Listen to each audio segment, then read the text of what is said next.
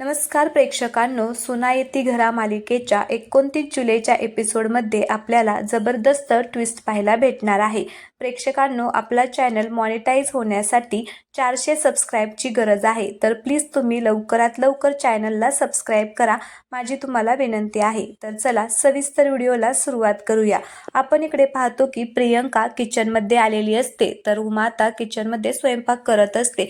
मग प्रियंका उमाला म्हणत असते की सासूबाई, काय करू मी, सांगा ना, काय मदत करू, कुकर मी लावू का, हे करू का, ते करू का. प्रियंका आता उमाला विचारत असते, पण उमा तिला काहीच बोलत नाही, तिच्याशी बोलतही नाही आणि तिच्याकडे लक्ष सुद्धा देत नाही.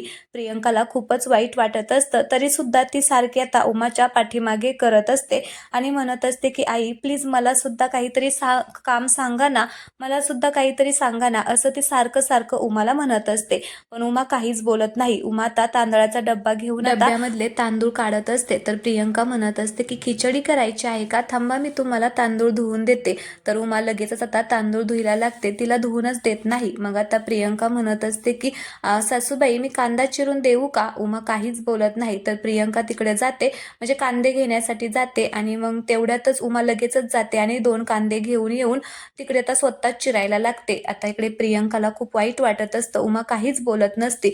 मग प्रियंका म्हणत असते की मी कोशिंबीर करायला घेऊ का. हा, मी कोशिंबीरच करायला घेते. म्हणून ती आता फ्रीजकडे चाललेली असते. तर उमा लगेचच कांदा तिथेच ठेवते चिरायचा आणि फ्रीजमध्ये जाऊन आता कोशिंबीरीसाठी लागणारं सामान घेऊन येते. प्रियंकाला कळतच नाही की आता काय करू आणि काय नाही ते. इकडे दुसरीकडे छाया आता भजी बनवत असते, सगळ्यांसाठी गरमागरम भजी बनवत असते. तेवढ्यातच तिकडून भास्कर येतो आणि भास्कर प्रियंकाला म्हणत असतो की काय चाललंय, अजून स्टार्टर झाला की नाही, आज मस्तपैकी स्वयंपाक बनव, पार्टी करायची आहे ना, छान एन्जॉय करूया, छानपैकीच स्वयंपाक कर. त्यावेळेस आता छायाला रागच येतो आणि ती म्हणत असते की काय हो, काय चाललंय तुमचं, असं का वागताय तुम्ही. मग भास्कर म्हणत असतो की काय चाललंय, असं का वागतोय म्हणजे कसं वागलोय आम्ही, अगं आज आनंदाचा दिवस आहे, आनंद सेलिब्रेट करायला नको का, सांग बरं तूच. त्या आता शिवनाचा आपण चांगलाच अपमान केलेला आहे, त्यामुळे आपल्याला आनंद सेलिब्रेट करायलाच पाहिजे. चल चल आवर, पटकन स्वयंपाक बनव, आणि तुला काय झालेलं आहे असं तोंड पाडून बसायला. त्यावेळेस छाया म्हणत असते की अहो असं काय करताय, अजूनही ते शब्द माझ्या कानामध्ये गुंजतायत, खरंच मला खूप वाईट वाटत आहे. त्यावेळेस भास्कर म्हणत असतो की कोणते शब्द, कोणते शब्द तुझ्या कानामध्ये गुंजतायत. त्यावेळेस छाया म्हणत असते की अहो तेच, त्या प्रियंकाचे पप्पा म्हणले नव्हते का की माझ्या मुलीला तू घेऊन आलेला आहे, तर तुला सुद्धा एक मुलगी आहे, माझा शाप आहे, ते जे काही तो बोललाय ना त्याचं मला खरंच खूप वाईट वाटलेलं आहे. मग भास्करला खूपच आनंद होतो आणि तो हसायला लागतो आणि म्हणत असतो की अगं बरोबरच बोललाय की, काय चुकीचं बोललाय, आता त्याच्या पोरीला पळवून आणल्यावरती तो तसंच म्हणणार ना. त्यावेळेस छाया म्हणते की अहो असं काय करताय, लोकाच्या लेकराला असं नका हो म्हणू, कारण आहे ना आपल्याला सुद्धा एक मुलगी आहे, तिने जर उद्या असं काही केलं तर. मग इकडे भास्करला खूपच राग येतो आणि तो म्हणत असतो की काही बोलू नको, माझ्या पोरीच्या विरोधात असं बोलल्याला मला सहन होणार नाही, ती माझी पोरगी आहे, चांगले संस्कार केले तिच्यावरती, असं ती कधीच करणार नाही, आणि तू असले विचार करत बसू नको, आवर पटपट स्वयंपाक बनव आणि छानपैकी स्वयंपाक बनव. असं म्हणून आता तो फ्रीजकडे जातो आणि फ्रीजमधला बर्फ आणि थोडं काही सामान घेऊन आता चाललेला असतो आणि जाता जाता तिला म्हणतो की पटपट स्वयंपाक आवर. इकडे छाया मात्र खूप दुःखी झालेली असते आणि आता ती सगळ्यांसाठी भजी बनवत असते. तर दुसरीकडे आपण पाहतो की उमाचा आता डाळ भाताचा कुकर लावून झालेला असतो, ती आता कुकर लावते आणि तिथून चाललेली असते. त्यावेळेस प्रियंका तिला म्हणत असते की सासूबाई, कुकरच्या किती शिट्ट्या घ्यायच्या आहेत तेवढं तरी सांगा. आता उमा काहीच सांगत नाही, तिकडं निघून जाते. त्यावेळेस प्रियंका म्हणत असते की आता किती शिट्ट्या घ्यायच्या मला तर काही माहितीच नाहीये. उमा मात्र इकडे आता खिडकीचा पडदा लावण्यासाठी आलेली असते. तेवढ्यातच समोर तिला आता भास्कर, रुद्र आणि पद्मा ड्रिंक घेताना दिसतात, म्हणजे एन्जॉय करत आहेत हे दिसत असतात. तर ते पाहून उमाला खूप वाईट वाटतं आणि आश्चर्याचा धक्का सुद्धा बसलेला असतो. इकडे पद्मा मात्र खूप मोठमोठ्याने हसत असते, रुद्र डान्स करत असतो, भास्कर पण आता एन्जॉय करत असतो, त्यांची छान अशी पार्टी चाललेली असते आणि ते सगळं उमा पाहते. आता ते तिला पाहतच नाही म्हणून ती पडदा लावत असते. तेवढ्यातच तिचं लक्ष दुसरीकडे जातं, जिकडे आता अन्विता रोशन बरोबर फोनवरती बोलत असते. ती आता बाहेर बोलत असते आणि खूप खुश होऊन बोलत असते, म्हणजे आता एवढ्या रात्री असं बाहेर जाऊन बोलत असते तर उमाला कळलेलं असतं ती रोशन बरोबरच बोलत आहे. त्यावेळेस उमाला ते सगळे क्षण आठवतात की आता पद्माताई कशी घरी आली होती आणि माझ्या अन्विताला राघवने छेडलेलं आहे असं सांगितलेलं असतं. ते जे काही सांगितलेलं असतं ते उमाला आठवत असतं. त्याचबरोबर राघवने उमाला सगळं समजावून सांगितलेलं असतं की ती अन्विता त्या रोशनच्या नादाला लागलेली आहे, तो मुलगा चांगला नाहीये. मग उमा म्हणालेली असते की मग का तू पद्माताईला खरं सांगितलं नाही. त्यावेळेस तो म्हणलेला असतो की अगं आई, तुला कळतंय का, पद्मा मावशीला जर हे कळलं तर ती तिला घरात राहून देणार नाही. आता हे सगळं उमाला तिथे आठवत असतं. मग उमा म्हणत असते की खरंच माझा राघव सगळ्यांसाठी किती करतो, सगळ्यांसाठी तोच नेहमी पुढे होतो आणि आज तो मात्र घराच्या बाहेर आहे, काय करू असं म्हणून तिला खूप वाईट वाटत असतं. तर आता ती खिडकी लावून बाहेर पाहते तर इकडे बंटी मामा तिला दिसतो. मग आता ती बंटी मामाला आवाज देते आणि म्हणत असते की काय रे, तू राघवला आणण्यासाठी गेला होता ना, राघव नाही आला का? त्यावेळेस बंटी म्हणत असतो की नाही अगं, त्याला खूप मी चल चल घरी म्हणत होतो, तू वाट बघतीये पण तो आलाच नाही. तर उमा म्हणत असते की असा कसा, का नाही आला, काय म्हणाला तो? त्यावेळेस बंटी मामा म्हणत असतो की अगं, तो म्हणाला की जोपर्यंत आप्पा मला न्यायला येत नाहीत, मला माफ करत नाही ना, तोपर्यंत मी घरी येणार नाही. जसा बाप तसाच पोरगा, आता काय करायचं? तर उमा म्हणत असते की बरं ठीक आहे, मी जरा आतमधून आले, तू कुठे जाऊ नको, तू इथेच थांब. तर आता बंटी मामा हो म्हणतो. उमा आता लगेचच आतमध्ये जाते. आता बंटी मामा थोडासा पुढे येऊन पाहतो तर त्याला आता तिकडून माधव येताना दिसतो. आता माधवने ड्रिंक घेतलेली असते आणि तो असा एकदम डोलत डोलत येत असतो. आता ते पाहून बंटी मामाच्या पायाखालची जमीनच सरकते. बंटी मामा लगेचच पुढे येतो आणि म्हणत असतो की माधव, अरे माधव, आज आज पण तू पिऊन आला, अरे हे काय चाललेलं आहे तुझं? तर आता माधवला धड काही कळतही नसतं आणि सुचतही नसतं. तो असा एकदम डोलत असतो आणि बंटी मामाला पाहून म्हणत असतो की आप्पा, आप्पा हो, तुम्ही इथे आला, काय आहो आप्पा? आता इकडे बंटी मामा म्हणत असतो की मी आप्पा नाहीये. पण माधवला काहीच कळत नाही. माधव म्हणत असतो की आप्पा, आज ना मला तुम्हाला काहीतरी सांगायचं आहे, माझ्या मनातलं सांगायचं आहे, आज मी बोलणार म्हणजे बोलणारच. तर आता बंटी मामा म्हणत असतो की अरे माधव, मी बंटी मामा आहे, बंटी मामा, आप्पा नाहीये, जागा हो, जागा हो. त्यावेळेस आता माधव म्हणत असतो की मामा तू, अरे मामा काय तू, मामा मला वाटलं आप्पाच आहेत. तर बंटी मामा म्हणत असतो की माधव, का आज पण तू ड्रिंक घेतली, अरे आप्पांना जर कळलं तर काय होईल? त्यावेळेस तो म्हणतो की कळू दे आप्पांना, अजून काय काय कळायचंय आप्पांना, या घरामध्ये ना काय चाललंय मला कळतच नाहीये. बंटी मामा तुला सांगू का, पण कधीच कोणाला वचन द्यायचं नाही, काय कधीच कोणाला वचन द्यायचं नाही, वचन देणं खूप चुकीचं आहे रे. बघ ना, आज मी वचन दिलं त्याच्यामुळे मी माझं आणि मधुराचं सत्य नाही सांगू शकत. माझं खूप प्रेम आहे रे मधुरावर, पण मी तिकडे तिला वचन दिलं की मी तुझ्याबरोबर लग्न करणार नाही आणि इकडे आप्पांना सुद्धा वचन दिलं की तुम्ही म्हणसाल त्या मुलीबरोबरच लग्न करेल.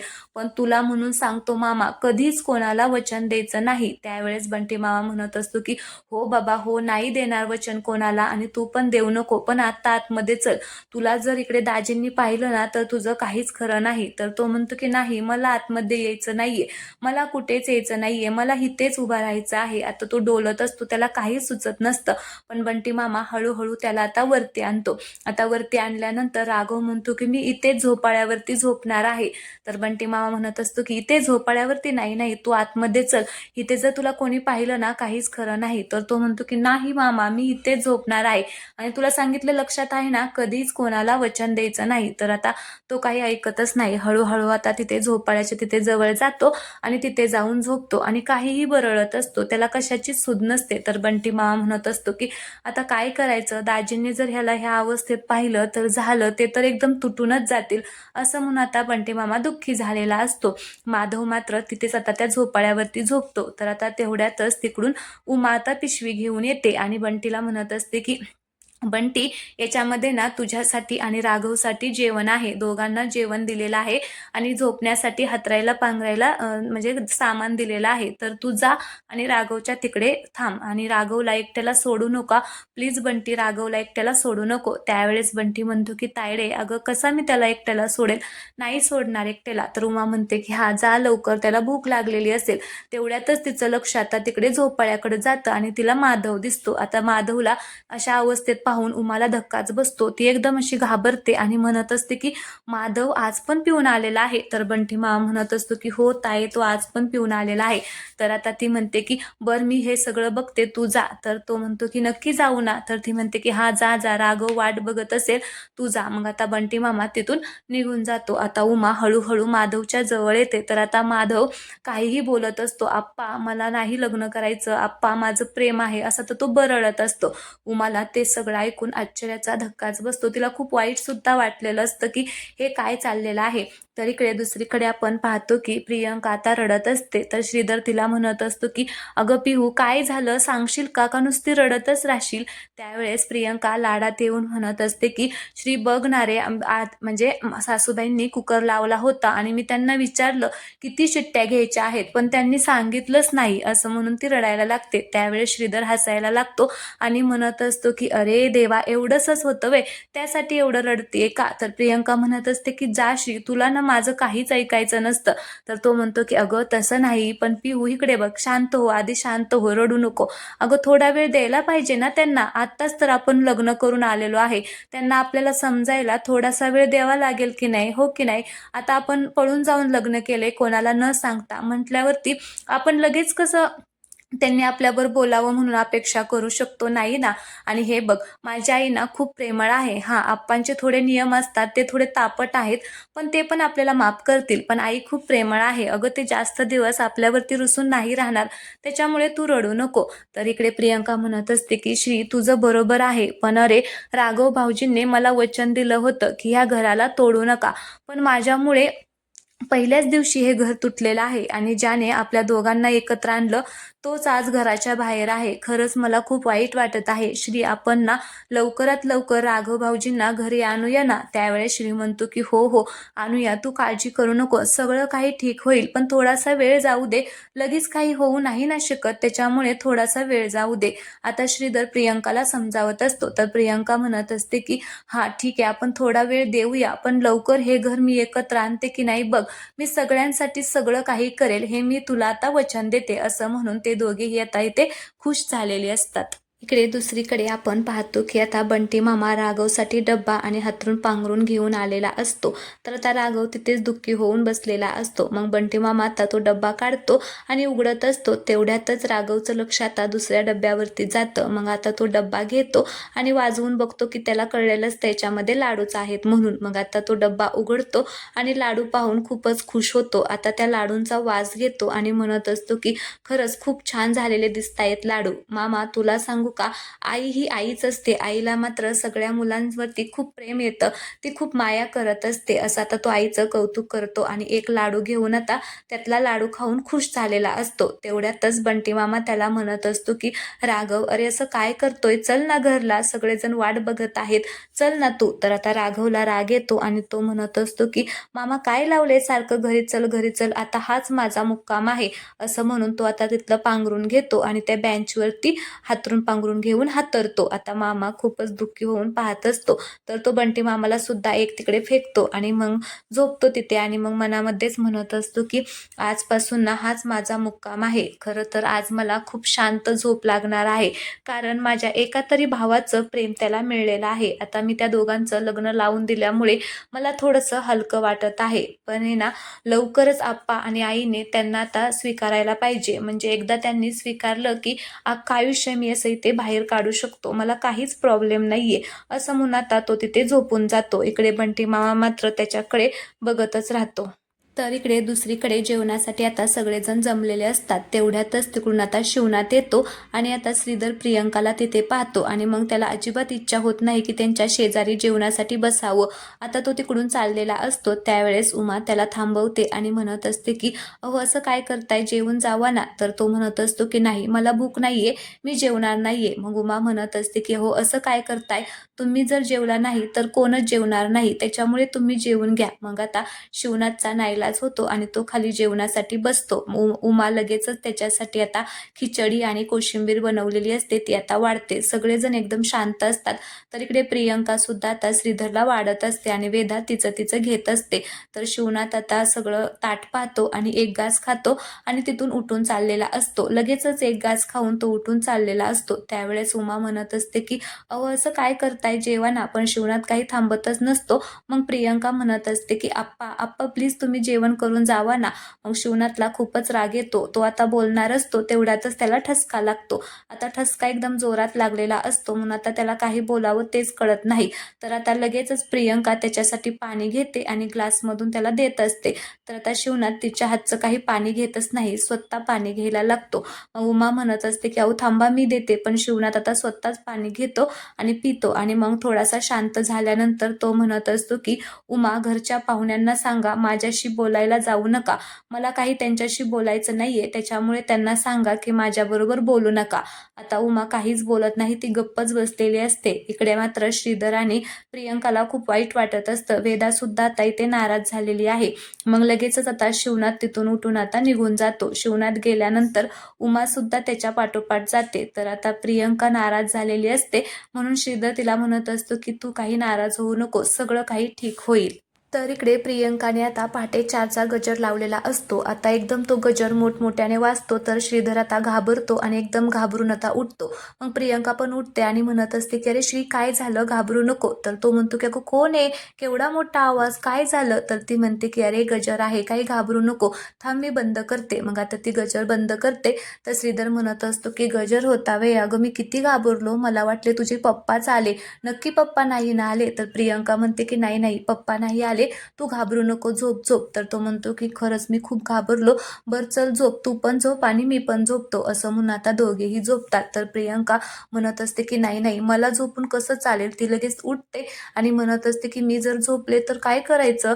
श्रीधर म्हणला होता की त्याचे आप्पा पहाटे 5ला उठतात आणि त्यांना सगळं काही स्वच्छ लागतं, सगळी कामं झालेली लागतात, मला नाही झोपून जमणार, चल चल मला आता कामच करावे लागतील. असं म्हणून ती उठते आणि म्हणत असते की एकतर आई आणि आप्पा ना मला सुनबाई म्हणत नाहीत, ते म्हणजे मला पाहुणीच म्हणतात आणि जर मला पाहुणीची सुनबाई व्हायचं असेल ना तर घरातली सुनेसारखी कामं करावी लागतील. थांब आता श्रीलाच उठवते. असं म्हणून ती उठवत असते. तेवढ्यातच तिला आठवतं आणि ती म्हणते की नाही नाही हा ना ह्या घरचा पोरगा आहे आणि मी सून आहे, सुनेनीच कामं करायची असतात, ह्याला ना नको उठवायला, मीच कामं करते. बरं आता काय करू, मी ना सगळ्यात आधी आंघोळच करते, आंघोळ केली ना मग मला कामं सुचतील. असं म्हणून ती कपाटामध्ये जाते आणि टॉवेल घेऊन आंघोळीला चाललेली असते.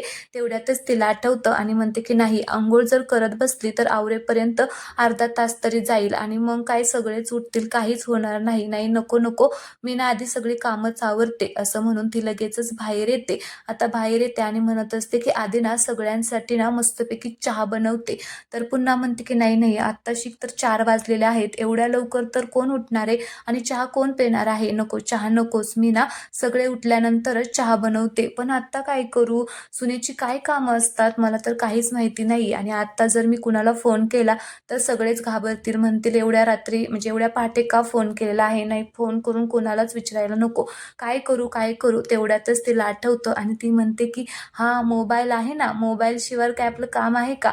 मग आता ती गुगलला सर्च करते की सुनेची सकाळी उठल्या उठल्या कामं काय असतात. तर आता तिथं येतं की सकाळी लवकर उठून शेणाने सगळं अंगण सारवायचं. तर आता ती म्हणते की शेणाने अंगण सारवायचं, आता एवढ्या सकाळी शेण कुठे मिळणार, नाही नाही नको, हे नकोच करायला. मग आता काय करू, थांब आता खालचंच बघते काय आहे ते. मग खाली लिहिलेलं असतं की विहिरीतून पाणी काढायचं. मग प्रियंका म्हणत असते की हा पाणी काढू शकते, पण नाही नाही आधी पाणी नको काढायला, आधी काय करते खराट्याने सगळं अंगण झाडून घेते आणि मग पाणी काढते. आता तिचं सगळं स्वतःच हे चाललेलं असतं. मग आता खराट्याने हे सगळं झाडून घेतलं की सगळे माझ्यावरती खुश होतील आणि मग मला सून म्हणून स्वीकारतील, चल आता कामाला लागायला पाहिजे.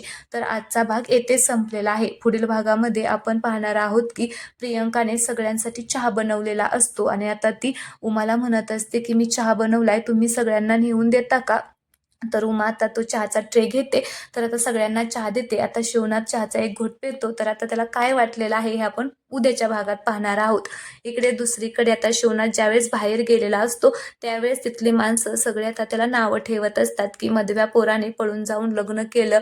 काय आता घरात जे आहे तेच पोरं शिकणार ना. शिवनाथने पण 25 वर्षापूर्वी एका पोरीला पळवून आणलेलं म्हटल्यावरती मुलं पण तशीच शिकणार ना. आता शिवनाथला खूपच वाईट वाटत असतं. तर इकडे दुसरीकडे पद्मा उमाला म्हणत असते की कसं काय तुझ्या नवऱ्याला सगळ्यांसमोर झुकवलेलं आहे, पण आता एक दिवस असा येईल की हळूहळू झुकत ना तो माझ्या पायावरतीच येऊन डोकं टेकवेल आणि हा दिवस दूर नाहीये. तर उमाला सुद्धा खूप वाईट वाटत असतं. तर चला प्रेक्षकांनो, आजचा भाग येथेच संपलेला आहे. पुढील भाग पाहण्यासाठी चॅनलला सबस्क्राईब करा आणि व्हिडिओला लाईक करायला अजिबात विसरू नका. धन्यवाद.